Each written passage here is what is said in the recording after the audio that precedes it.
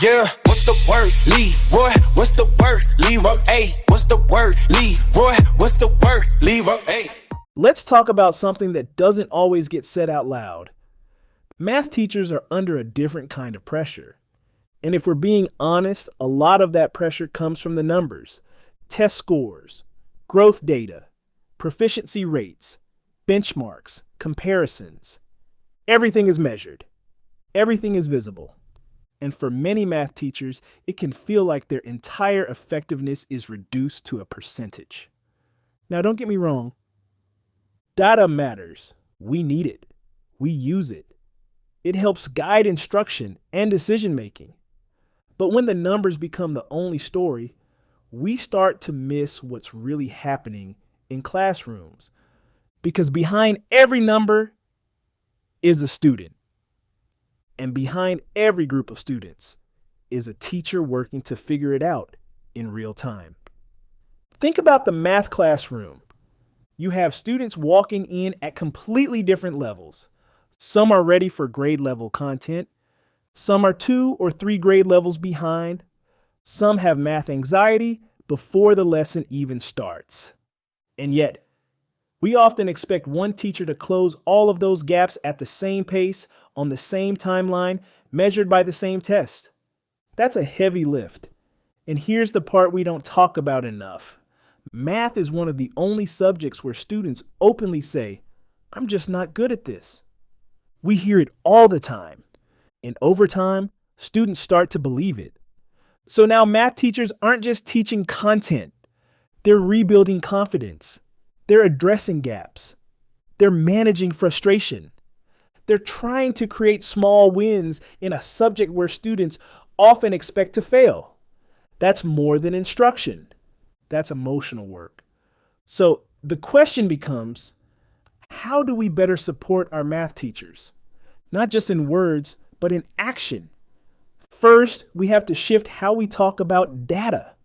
Instead of using data as a judgment tool, we need to use it as a support tool.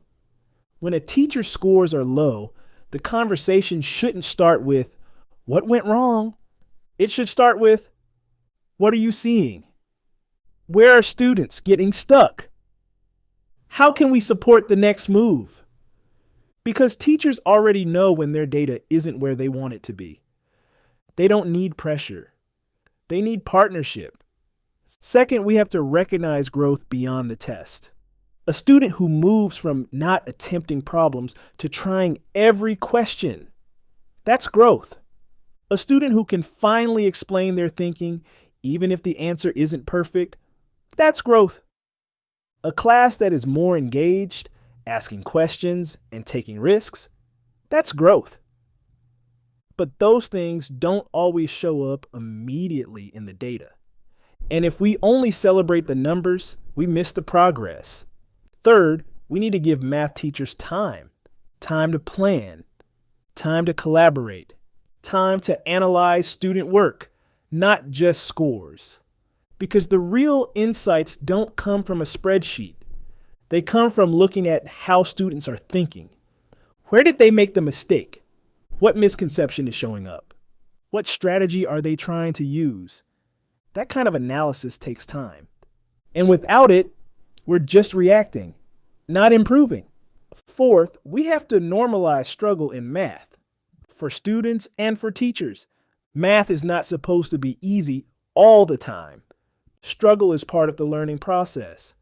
But if every struggle is treated like failure, students shut down and teachers feel the pressure to rush. We have to create environments where it's okay to say, "This is hard, but we're going to work through it." That mindset shift changes everything. And let's talk about support in the classroom.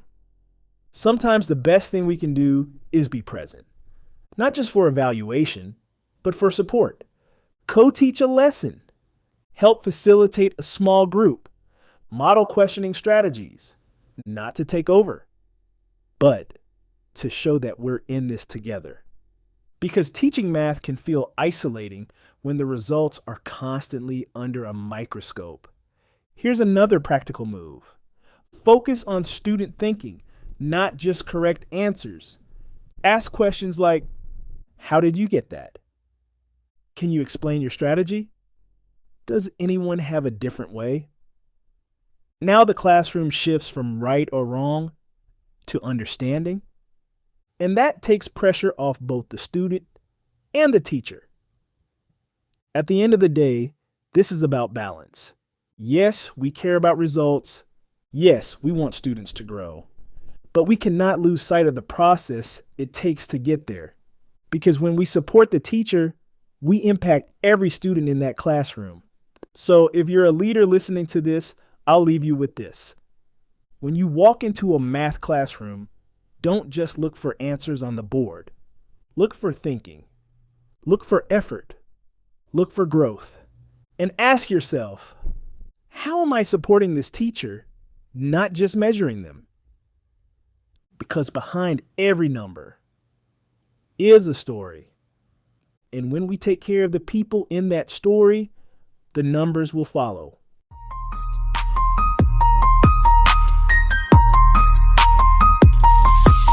Yeah, what's the word, Leroy? What's the word, Leroy? Hey, what's the word, Leroy? What's the word, Leroy? Hey.